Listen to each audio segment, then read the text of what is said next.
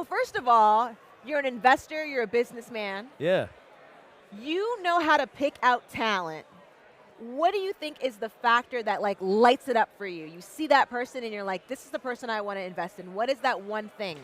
Look, I run an organization called the DMZ. We're a tech hub ecosystem that's supporting the growth of really high potential founders Yes. that want to build big business. Yeah.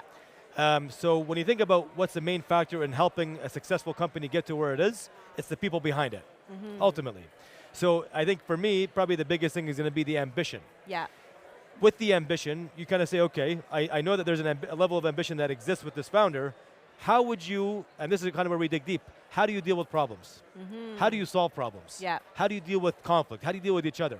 Because I don't want to know how you are in good times. I actually want to know how you are in bad times. Yep. Because in building a company, and it's going to be more times than not, you're going to be dealing with conflict, problems, issues, rejection, no, then it is going to be like, hey, here's a check, go for it. It ain't going to happen that way, right? Yep. So to me, that is probably the ultimate. It's how do you find the ambition mixed with potential, mixed with grit. And that's what you kind of look for.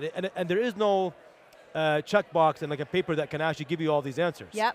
A lot of it is like, let me sit at a place like this, in an office, and let's have a conversation. Yep. Tell me what happened, how you think, why you think this way, what matters to you, what doesn't matter to you, Yeah. how you've dealt with certain problems, how you bring on team members, and then that gives you a bit of an idea, should I take a chance or should I not take a chance?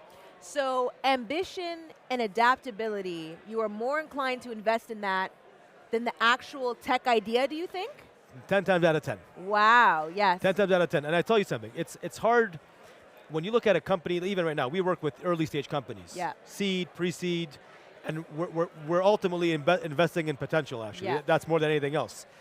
You're not looking for the one-hit wonders. You're not looking for the ones that are just doing, like, showing you some good recurring revenue today. Yeah. You're saying, where does this market have the potential to go, but where can this founder take it?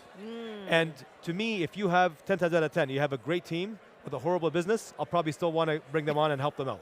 Because you can coach them and support them and help them figure things out, but their tenacity and their grit will get them to maybe turn something not good into something great. The flip side of it, though, a horrible team with a great business, you're only going to go so far, in my mind at least. Yeah. Yeah. What is some advice you would give to a founder that was maybe interested in getting you involved? How could they like get your attention? I know ambition, I know adaptability, but how can they catch your eye otherwise? I think one of the big things I struggle with sometimes on the Canadian front, people come on in and they talk to you about what they're doing today. As someone who's making a bet on early stage companies and wanting to see what they're able to kind of create, don't show me what you're doing today.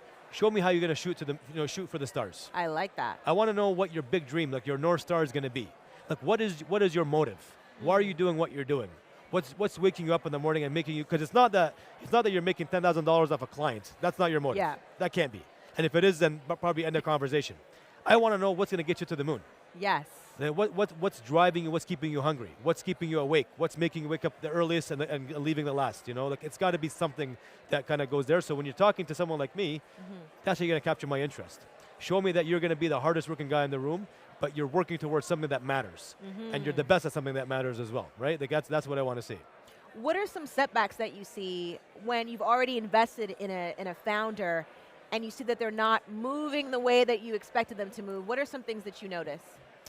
A lot of times it's environment, to be honest with you. Yeah. And look, I'm not going to I don't want to push this point too hard, but in Canada, sometimes we're our biggest kind of enemy in a sense, right? 100%. That we don't push ourselves, and then we see certain things around us, and we're like, you know what?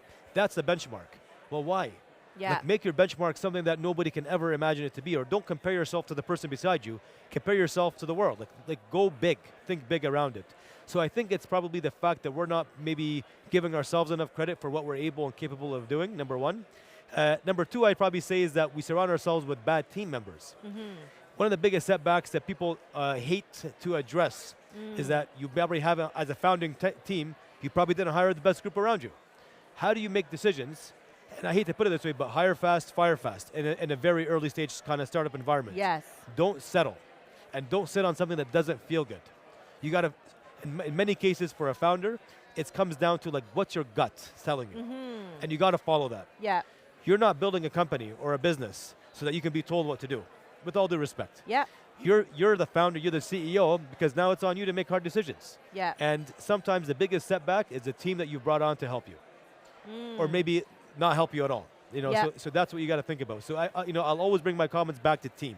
Ultimately, right? That's what you have to kind of bring it back, because no matter how this group over here is kind of looking at it, when we're looking at early stage companies and helping them grow and help them become the best version of themselves, comes back to the people that are running it. Early stage companies, often in the beginning, they hire people that they're more acquainted with, friends with. Yeah. They're getting favors. They're not necessarily thinking with the future mindset. Yeah. And I know you mentioned the Canadian thing, and I will say, I would love to know what your theory is, because you've lived around the world and so have I, but I've noticed that Canadians have a very conservative mentality in a lot of ways. Yeah. And I do agree, they sometimes don't want to shoot further. They're almost shy. Yeah. Is that your same theory, that there's a shyness in Canadians? Like, what do you think sets Canadians back, just in terms of our culture? Because there's a way that we were raised that does make us a little different. Yeah, well, look, you almost kind of bring it in. A lot of us that come to Canada came here as immigrants, right? Yeah. And our parents escaped this uncertainty of life Yes. to bring us to something that's a bit more certain. Yeah. So there's some of that that's actually instilled in some of the people that are now looking to become an entrepreneur. Yeah. The challenge actually there is that a healthy, what's the healthy balance of certainty versus like risk tolerance? Yep.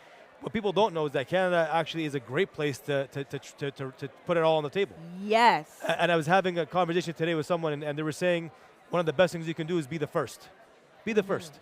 In an environment like this, be the first. Try it, fail, try again, get up. You have all the cushions and all the opportunities in Canada to do something that maybe, even if you're set back a little bit, you can always pick back up and go.